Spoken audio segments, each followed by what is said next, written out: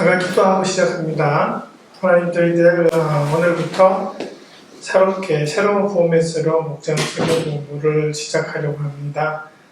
이 시간들이 저희들이 맡은 이 사역에 대한 그 헌신과 또 그러면서도 하나님을 좀 더 알아가는 그런 시간이 되기를 소망해 봅니다.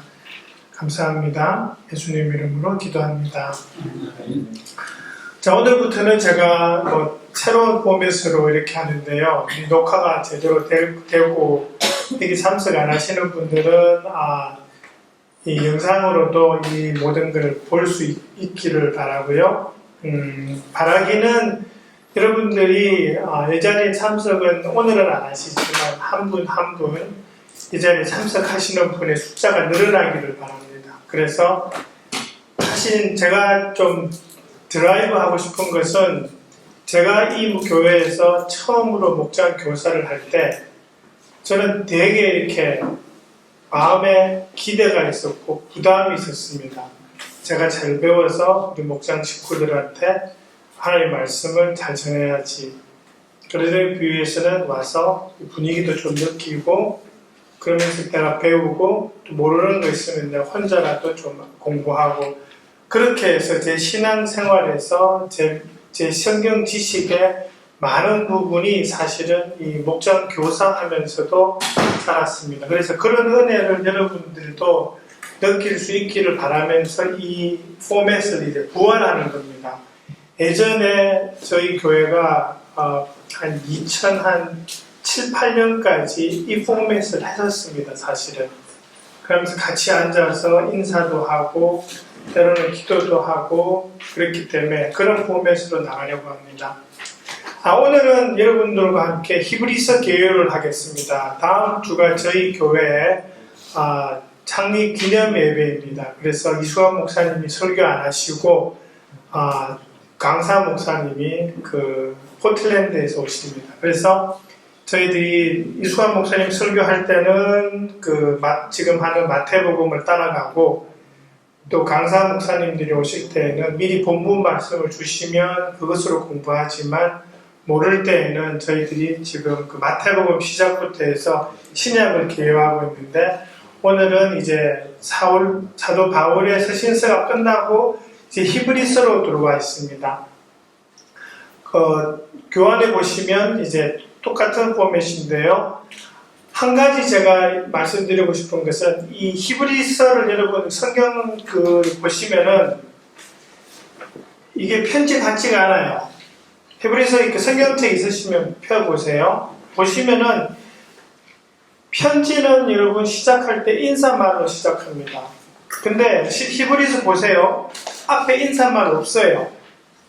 무슨 소리냐 하니까 이게 편지인지 아닌지는 1장 1절을 보면은 그냥 우리가 몰라요. 근데 어디서 하냐 하면은 제일 마지막에 히브리서 끝부분을 보시면 그 편지의 마지막에 인사하는 것처럼 그렇게 끝나요. 그러니까 앞부분을 봐서는 그냥 편지인 줄 모르지만 마지막을 보면 편지라는 걸 우리가 알 수 있고요. 그래서 대부분의 그 신학학자들은 뭐라 그러냐니까 이 히브리서는 그냥 편지라기보다는 한편의 설교라라고 그렇게 이야기해요.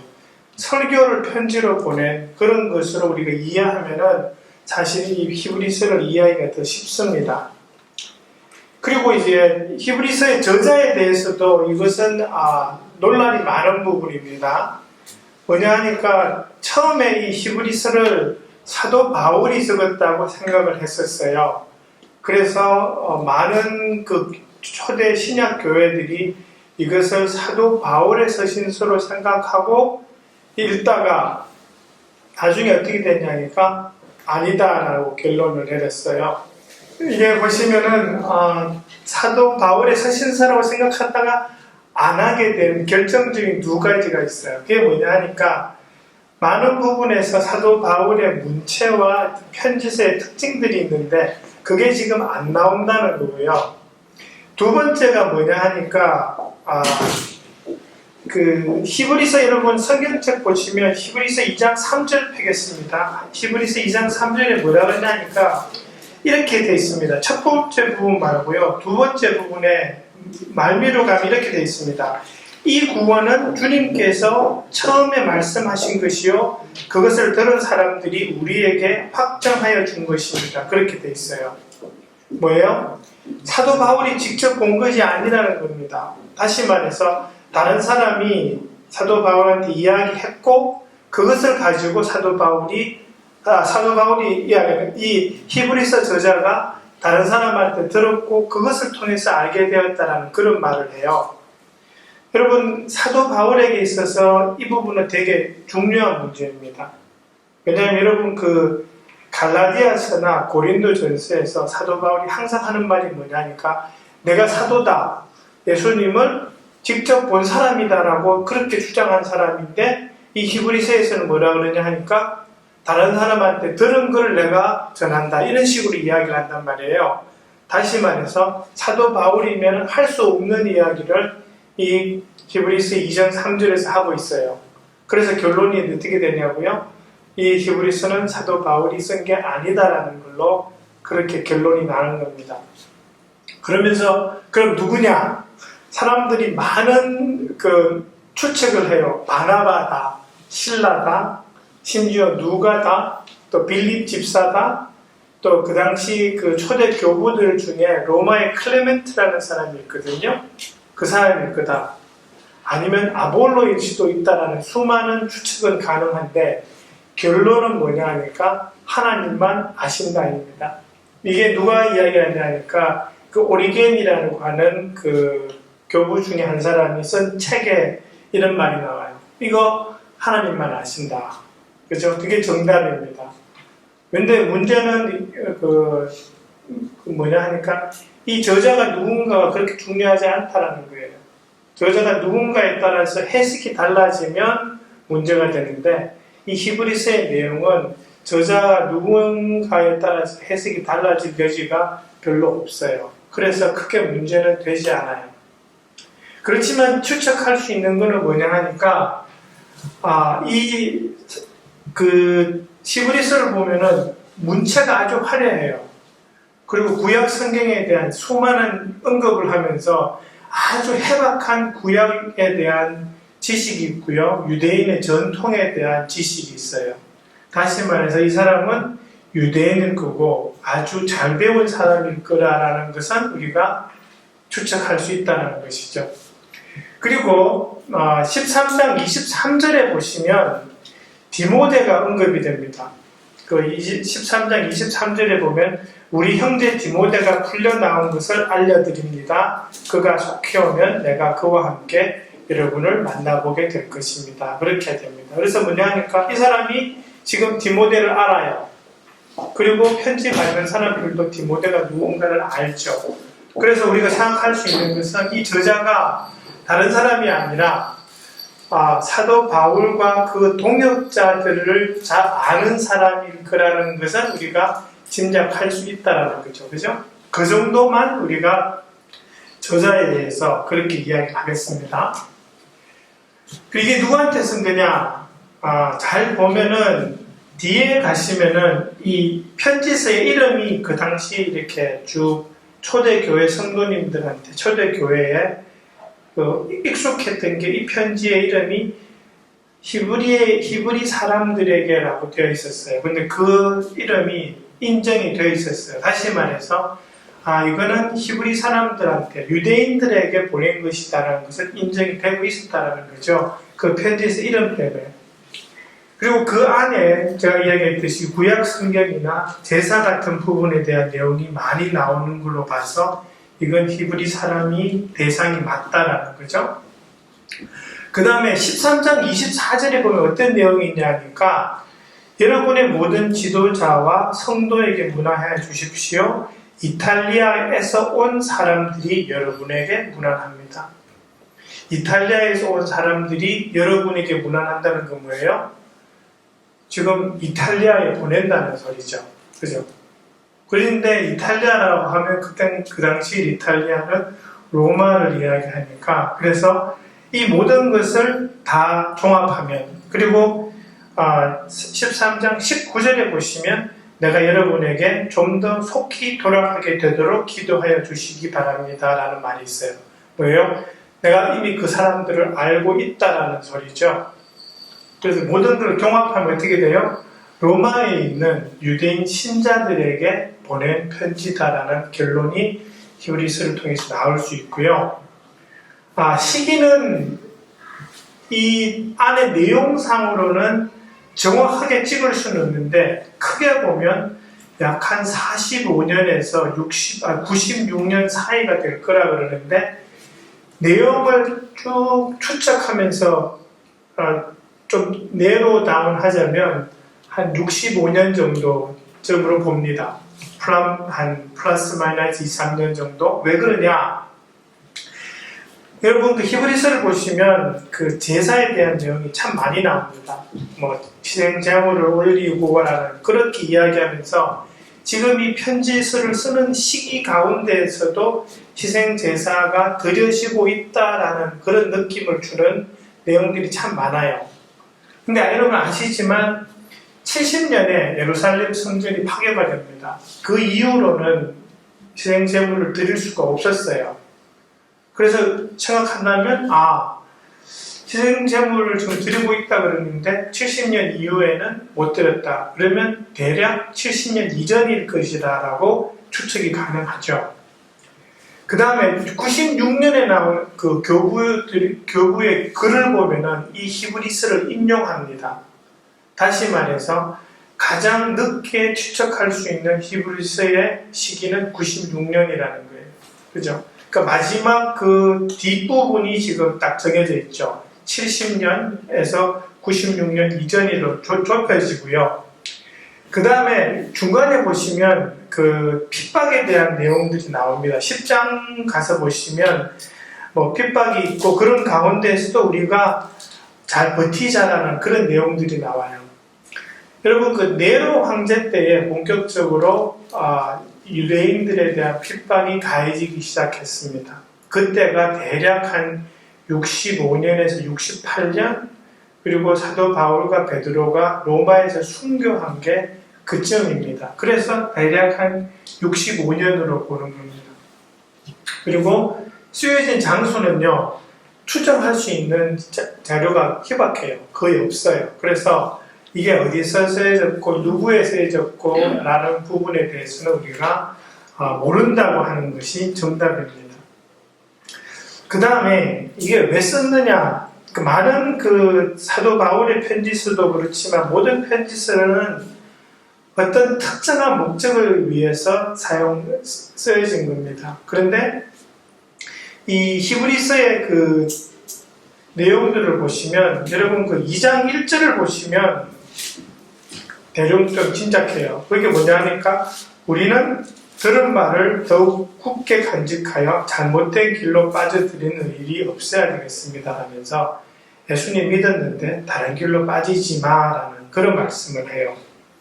그러면서 또 3장에 또 가시면 3장 한 7절쯤 보시면은 이제 쭉 나오면서 하나님 안에서 주는 진정한 안식이 있고 그러면서 12절 가면 어떻게 돼요? 살아계신 하나님을 떠나는 사람이 아무도 없도록 하십시오라는 말씀이 3장 12절에 나와요. 그러고 난 다음에 이제 4장까지 쭉 나오는 내용들이 있는데 이게 뭐냐 하니까 불순종하지 말고 하나님 말씀 안에 붙들어 있고라는 그런 내용들이 그냥 2장, 3장, 그 다음에 5장, 6장, 그 다음에 나중에 10장, 12장까지 대부분의 내용이 뭐냐 하니까 핍박 가운데서도 믿음 떠나지 마라, 순종해라 라는 그런 내용들이 쭉 나와요. 그러고 나면서 이게 10장 32절에서 34절을 보시면은 어떤 내용들이 나오냐니까요.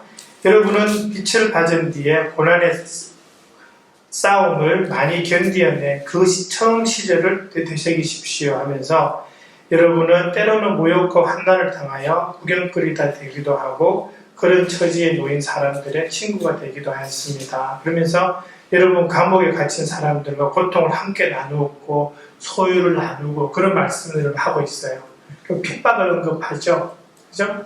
근데 또 6장부터 8절에 어떤 내용이 나오냐니까요. 일반적인 제사장은 하나님한테 희생 제물을 올렸다.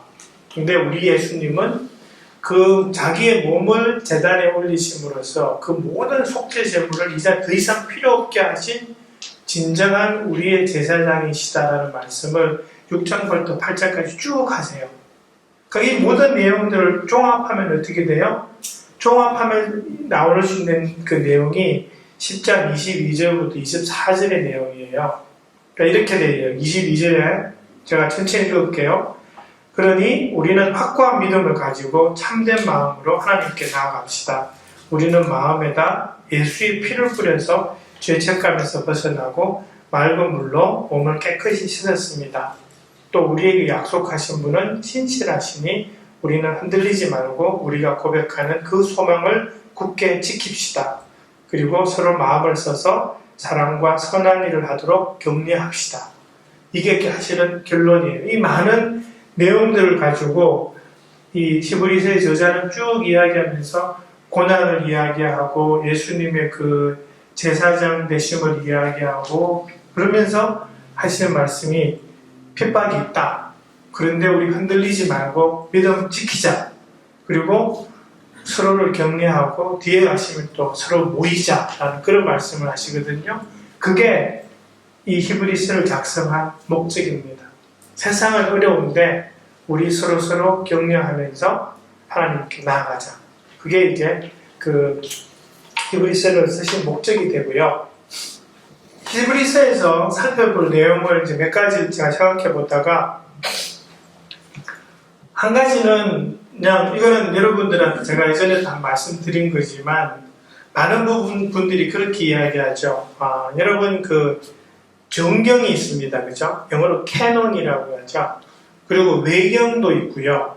그러면 이제 무슨 기준으로 어떤 책은 정경에 포함시키고 어떤 책은 외경이라고 포함해서 외경에 집어넣어서 이 성경 66권 안에 집어넣지 않았는가라는 그 기준이 있어야 되잖아요. 그리고 여러분 우리가 쓰는 개신교에서 쓰는 성경책과 가톨릭 성당 쪽에서 쓰는 성경책이 조금 차이가 납니다. 우리가 이야기하는 그 외경 중에 어떤 부분은 그 가톨릭에서는 자기들 사용하는 성경에 포함시킵니다. 근데 무슨 기준으로 그러냐는 거죠. 성경 66권을 정한 것은 어떤 커미티가 있어가지고 사람들이 쭉 모여가지고 자 우리 의논해보자. 마태복음 넣을래 말래, 누가복음 넣을래 말래 이렇게 한 게 아닙니다, 여러분. 뭐냐 하니까 이 세 가지 기준을 가지고 그 신약 교회들이 자체적으로 어떤 책은 이 편지는 우리 예배할 때 읽어도 돼. 이 책은 좋은데 예배 때 읽으면 안 돼. 라고 자체적으로 다 결정했어요. 그리고 그것이 다 모여가지고 이미 각 교회들이 자체적으로 대충 의견들을 다 모으고 각자 실천하고 있었는데 어느 날 회의에서 같이 이렇게 모아보니까 거의 똑같은 거예요. 의견이 차이 나는 게 거의 없어. 뭐예요? 성령님께서 각 교회에게 이미 감동을 주신 거예요. 이거 성경이야. 이거 외경이야. 누군가 커미티나 어떤 지도자들이 정한 것이 아니라 그 성령님께서 각 교회마다 그런 마음을 주셨어요. 그리고 그것을 어떤 종교회의에서 인정을 한 거예요. 어떻게 돼요? 먼저 뽑으신 분은 하나님이시고 그리고 사람들, 종교 지도자들이 모여서 이것은 하나님께서 우리에게 주신 성경이라고 인정을 하고 각 교회에다가 통보를 하는 거죠. 여러분들이 지금까지 해오신 그것이 맞습니다. 근데 어떤 기준으로 각 교회들이 그것을 정했냐 하니까요. 첫 번째 본 것은 누가 적었냐라는 거예요. 제가 예전에도 이걸 가지고 한번 잠깐 이 목장 성경 공부할 때 말씀드렸는데 그래서 여러분 사도들이 적은 것과 사도들과 함께 동역한 사람들이 적은 것은 성경을 인정을 했습니다. 그것이 뭐냐 하니까 마태복음, 그 다음에 사도 베드로전서, 후서, 그 다음에 요한 사도가 적은 거, 그 다음에 사도 바울이 적은 거 다 인정했습니다. 그죠? 근데 그 중에 몇 가지가 이 저자가 불확실한 게 있잖아요. 그것이 바로 히브리서예요. 또 하나 또 둘 개는 뭐냐니까 전체 신약 교회들이 제가 아까 말씀드린 것처럼 각각의 교회들에서 성경으로 인정하고 사용하던 것들이 있었어요. 그것을 나중에 인정해요. 다시 말해서 많은 교회들이 이것은 성경이라고 인정하고 있기 때문에 인정하는 게 있고, 그 다음에 또 그 사람들이 본 게 뭐냐니까 교리를 봤어요. 이 편지서나 이런 거 안에 교리들이 예수님과 사도들의 그 정통 교리에서 벗어난 것이 있는가를 보고, 그래서 벗어났다고 생각되어진 것은 다 빼버린 거죠. 그래서 외경이 걸린 이유 중에 대부분은 이 부분입니다. 그래서 이 부분에서 걸리기 때문에 교회들이 인정을 하지 않았고요. 인정하지 않다 보니까 나중에 최종적으로 결정할 때 인정되지 않았어요. 367년에 나온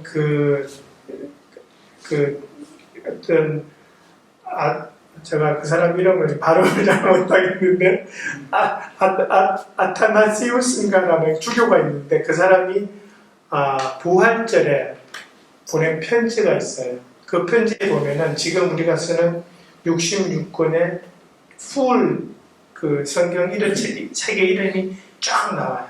그래서 뭐냐 하니까 대략 한 2세기부터 4세기에 걸치는 동안에 이 기록들을 쭉 살펴보면 각각의 사람들이 적은 거지, 우리 교회에서 사용하는 성경은 이런 겁니다라고 하는데 거의 비슷해요. 어떤 책이 빠지고 어떤 책이 새로 들어가고 하는 것은 있는데 대략 한 4세기 중반쯤에는 거의 정해져 있었어요. 근데 히브리서는 저자가 불분명해서 정경에 포함되는 게 좀 늦었어요. 그러니까 이제 동방교회라고 하는데요. 그 로마와 나중에 이제 로마가 중심이었지만은 콘스탄티노플 그쪽으로 나중에 콘스탄틴 황제가 쭉 옮겼잖아요. 그러면서 대충 기준으로 해서 터키 이쪽 쪽은 동방교회로 분류하시면 되고요. 로마 근처에서 유럽은 서방교회인데 동방교회는 히브리서를 인정하고 있었어요. 근데 서방교회는 처음에 인정을 잘 안 했어요. 그러다가 393년에 히포라는 곳에서 이 종교회의를 할 때 그때 서로 의논하다가 최종적으로 결정해요. 이거 히브리서 정경에 포함한다. 왜냐하니까 이 반은 인정하고 반은 안 해서 이렇게 조금 엇갈리는 부분이 있었지만 최종적으로 이야기한 것은 그거죠. 그 내용 안에 이 사도들과 예수님의 가르침에 어긋나는 게 없다. 저자는 불분명하지만 많은 경우 그 당시만 해도 사도 바울이 저자일 거라고 사람들이 생각을 하고 있었거든요. 그래서 최종적으로 히브리서가 정경에 포함됩니다. 그래서 우리가 가지고 있는 성경이 있고요. 또 하나는 여러분 이 신약 성경 중에 아마 구약을 가장 많이 인용하고 있는 성경이 이 히브리서일 겁니다. 근데 시작부터 보세요, 여러분. 그냥 히브리서 1장 1절부터 이렇게 돼요. 하나님께서 옛날에는 예언자를 통하여 여러 번에 걸쳐서 여러 가지 방법으로 우리 조상에게 말씀하셨습니다. 그렇게 나와버려요. 뭐예요? 구약 성경을 인정하고 시작하는 거죠. 그러고 난 다음에 거기에 기초해서 예수님이 그 구약에서 예언되어지셨던 분이라는 식으로 쭉 논리를 전개하고 있어요. 그죠? 그러면서 예수님의 우월성을 많이 이야기합니다. 그 1장 2절, 3절 보시면은 이렇게 되죠. 이 마지막 날에는 아들을 통해서 우리에게 말씀하셨습니다라고 하시고 만물의 상속자로 세우셨다 그러시고 그분은 하나님의 영광의 본체시여라고 그런 식으로 쭉 이야기하고 있는 걸로 봐서 이제 예수님의 우월성을 쭉 이야기하고요. 그 다음에 3장으로 가셔도 3장 1절에 보시면 그러므로 하나님의 하늘의 부르심을 함께 받은 거룩한 형제자매 여러분 우리가 고백하는 신앙의 사도요 대제사장이신 예수를 깊이 생각하십시오. 예수님을 대제사장으로 못 박아버려요. 그러면서 이 논리 전개에서 구약을 인정하고 그 구약에서 예언되어졌었던 그 예수님이 우리를 위한 제사장으로 오셨다는 쪽으로 논리를 확 전개하고 있는 그것이 히브리서의 특징입니다. 그리고요, 여러분 보시면은 5장 내용하고 이런 걸 보시면 어떤 내용이 나오냐니까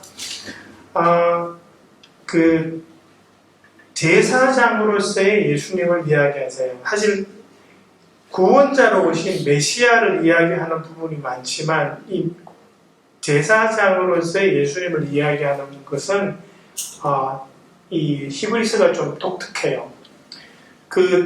제사장이라는 게 뭐예요? 제사장은 여러분 레위 지파의 사람이어야 됩니다. 아론의 후예예요. 그죠? 그리고 이 사람은 매년 그 속죄일마다 백성들의 죄를 속하기 위해서 희생 제사를 제물로 올려야 되고요. 자기도 죄가 있으니까 자기 죄를 속하기 위한 희생 제물을 드려야 돼요. 그게 일반적으로 생각하는 제사장이에요. 근데 이 히브리서의 저자가 이야기하는 건 뭐냐니까 예수님은 다르다라는 거예요. 뭐가 다르냐? 첫 번째, 예수님은 무슨 지파예요? 유다 지파잖아요. 그죠? 그러니까 이 사람은 예수님은 그 혈통을 따르면 제사장이 될 수 없어요. 근데 창세기에 여러분 보시면 멜기세덱이라는 사람이 나와요. 아브라함이 자기 조카 롯이 붙잡혀 갔다는 소식을 듣고 자기 식솔들을 데리고 가서 그 가나안의 왕들을 쳐부수고 롯을 구해오고 난 다음에 그때 멜기세덱 살렘 왕이라는 멜기세덱이 와서 아브라함을 찾아오거든요. 그때 보면은 그 멜기세덱이 제사장이라고 해요. 왕이자 제사장이에요. 성경에 유일하게 한 번 딱 나오고 마는 사람인데 히브리서는 뭐라 그러냐니까 예수님이 그 계통을 따른 제사장이라고 그래요. 왜요? 레위 지파 사람은 그냥 제사장이지만 이 멜기세덱의 전통을 따르면 왕인과 동시에 제사장이 돼요. 그러니까 예수님이 우리를 다스릴 왕으로 오시죠. 그래서 왕이자 제사장이라는 아주 독특한 그것을 그 멜기세덱의 구약에 있는 멜기세덱의 계통을 따라서 확정을 지어버리죠. 그리고 또 예수님이 뭐가 다르냐 하니까 일반 제사장은 자기 죄를 속죄하기 위해서도 희생제물을 드리지만 그 희생제물이 매번 드려야 돼요. 매년. 그죠? 적어도 속죄일에는 해야 되는데 예수님은 딱 한 번 자기 몸을 제물로 올리심으로써 모든 앞으로 있어야 될 그 속죄 제물을 필요 없게 하셨어요. 그게 예수님의 제사장으로 오신 독특한 점이에요. 근데 그것을 지금 이 히브리서에서 그걸 강조하고 있다는 거죠. 그 부분에서 우리가 좀 이야기를 좀 해야 되고요. 근데 그러면서 우리가 또 히브리서에서 또 볼 수 있는 것은 어떤 내용이 나오냐니까 믿음의 성숙, 그러니까 고난 가운데에서 우리가 견디고 할 때 믿음이 성숙해진다라는 것을 보여주는데요.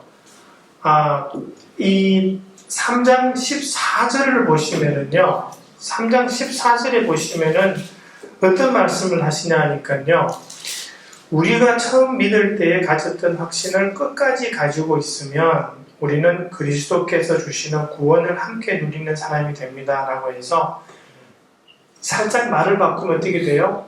예수님 안에 머물러 있는 사람은 그냥 끝까지 견딘다는 말을 하는 거죠. 그러면서 그렇지 않은 사람은 떠나간다라는 그런 말씀을 해요. 7장 25절에 보시면은 이 3장 14절의 내용을 좀 뒷받침하는 듯한데 뭐냐 하니까 내가 내 힘으로 그것을 견디는 그런 쪽으로 그렇죠. 그래서 우리가 고난 가운데 예수님께 붙어 있으면 끝까지 갈 수 있는데 그것이 예수님이 우리를 도우시고 함께 하시기 때문이라는 그런 말씀을 하고요. 또 하나 하시는 말씀은 근데 진짜 믿는 사람은 끝까지 가지만 대충 겉으로 믿는 척만 하는 사람은 떠나간다라는 그런 말씀을 해요. 그게 3장 12절에 나오는 말씀이고 4장 2절에 나오는 말씀이에요. 그래서 우리가 생각해야 되는 것은 진짜로 예수님 믿은 사람은요, 하나님 떠나지 않아요. 생명의 삶에도 우리 배우지만 주님과 이 손을 꼭 잡고 가시라고 하는 그 찬양처럼 내가 예수님의 손을 잡고 있는 게 아니라 예수님이 우리 손을 잡고 계세요. 그래서 우리가 떠나지를 못해요, 사실은. 그래서 진정으로 믿는 사람은 붙어 있어요. 그렇지 않은 사람, 겉으로 믿는 사람은 결국 떠나갑니다. 그죠? 그게 지금 히브리서에서 말씀하시는 부분이고요. 그 다음에 제가 그 3장, 13장에 보시면 이제 인사말이 쭉 나오는데요. 인사말 하시면서 이 히브리서 저자가 하시는 말씀이 뭐냐니까 예수님의 제자는 이렇게 살아오라는 그런 말씀을 하세요. 그러니까 하면은 우리는 예수로 말미암아 끊임없이 하나님께 찬미의 제사를 드립니다. 그죠? 그러면서 선을 행함과 가진 것을 나누어 주기를 소홀히 하지 마라. 그 하나님이 이걸 기뻐하신다 하시면서 지도자의 말을 호지 듣고 그들에게 복종해라 라고 하시면서 뭐라니까 참된 제자도의 모습은 어떤 모습이냐? 하나님을 찬미하고 선한 행동을 하고 나누고 돕고 지도자에게 순종한다라는 그런 말씀을 하시는데 색다른 말씀은 뭐냐 하니까 20절하고 21절에 이런 말씀을 하세요. 영원한 언약의 피를 흘려서 양들의 위대한 목자가 되신 우리 주 예수를 죽은 사람들 가운데서 이끌어내신 평화의 하나님이 여러분을 온갖 좋은 일에 어울리게 다듬음질해 주셔서 자기의 뜻을 행하게 해주시기를 빕니다 라고 하세요. 무슨 소리예요? 다시 말하면 이렇게 제자도의 모습으로 살아가게 해주시는 분이 누구냐 하니까 하나님이시라는 거예요. 우리가 막 성숙해져서 그래서 우리 힘으로 제자로 살아가는 것이 아니라 우리를 빚으시는 그 하나님의 은혜로 우리가 이렇게 제자의 삶을 살아간다고 그렇게 지금 히브리서 저자가 이야기하고 있는 것입니다. 그것이 히브리서에서 여러분과 좀 나누고 싶은 그런 내용입니다. 아마 오늘 시간이 좀 길어졌죠? 그죠? 한 얼마쯤 돼요? 30분. 네, 30분. 그래서 앞에 제가 인사말 하고 뭐 설명하는 거 빼면 그래서 대충 한 25분? 그쯤 될 거로 생각합니다. 그래서 한 4번, 이제까지는 제가 그냥 제가 녹화를 혼자 하면은 그 파워포인트 내용만 그냥 딱 이야기하고 말았는데 이런 식으로 하면 제가 성경 구절도 좀 인용하고 배경도 파워포인트나 교환이 안 나드는 것도 좀 이야기하고 그러면서 전체 시간을 한 30분 정도로 그렇게 하면 좋겠고요. 그래서 여러분들한테 질문도 받아요. 혹시 뭐 참석하신 분들 중에 질문이 있으세요?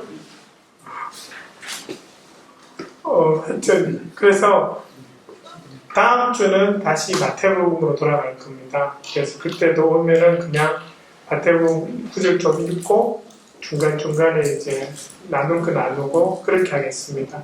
그래서 저는 이게 좋아요. 그냥 앞만 보고 하는 것보다 여러분하고 인터랙션 하듯이 이렇게 하는 게 저는 좋습니다. 그래서 지금 오늘 한 6, 7분쯤 참석하셨는데 더 많은 분들이 다음 주에 오시고 또 질문도 가지고 오시고 그렇게 해서 이 공부 시간이 좀 more interactive, more live 그렇게 되면 좋겠습니다. 네. 전도사님, 시간은 11시에 이게 오면 되는 겁니까?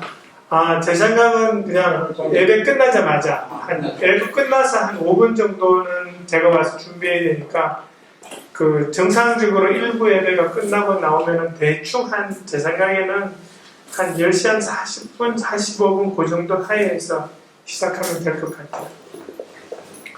예. 목장에서 성경 교사를 예. 택하는데 예. 뭐 기준이 있습니까? 사실 그런 기준은 교회에 정해진 건 없는데요. 예수님 영접하신 그런 건 있었어요. 예전에 어떤 분들이 목장 성경 교사를 하면은 성경을 읽어야 되니까 그래서 안 믿는 분들한테도 시켰고 그러다가 그분이 예수님 영접하신 케이스가 있었어요. 그래서 제가 못한다고는 안 하는데 성경의 기준을 치면 그건 아닙니다. 왜냐하니까 성경은 하나님의 영광으로 된 말씀이고 그리고 이것은 영어로만 이해할 수 있다고 성경책에 이야기하고 있어요.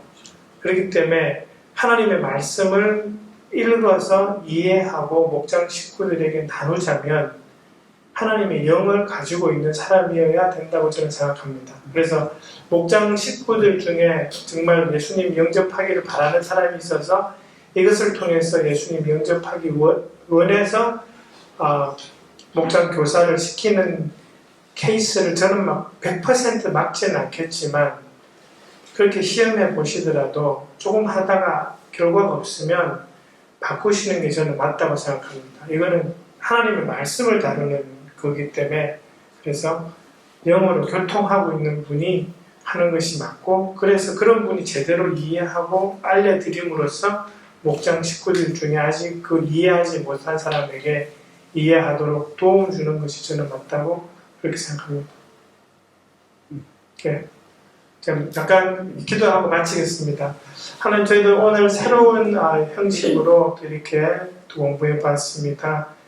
이러한 것이 좀 더 저희들이 하나님 말씀에 관심을 가지게 되는 그런 계기가 되기를 소망하고 좀 더 많은 분들이 참석하시면서 하나님 안에서 같은 사역을 맡아가는 사람들로서의 동질의식, 동료의식도 느끼는 그러한 시간이 되기를 소망해 봅니다. 오늘 공부한 내용들이 우리 목장 교사님들을 통해서 우리 목장 식구들에게 잘 전해질 수 있기를 주님께서 복 주시기를 간구하며 예수님 이름으로 기도합니다.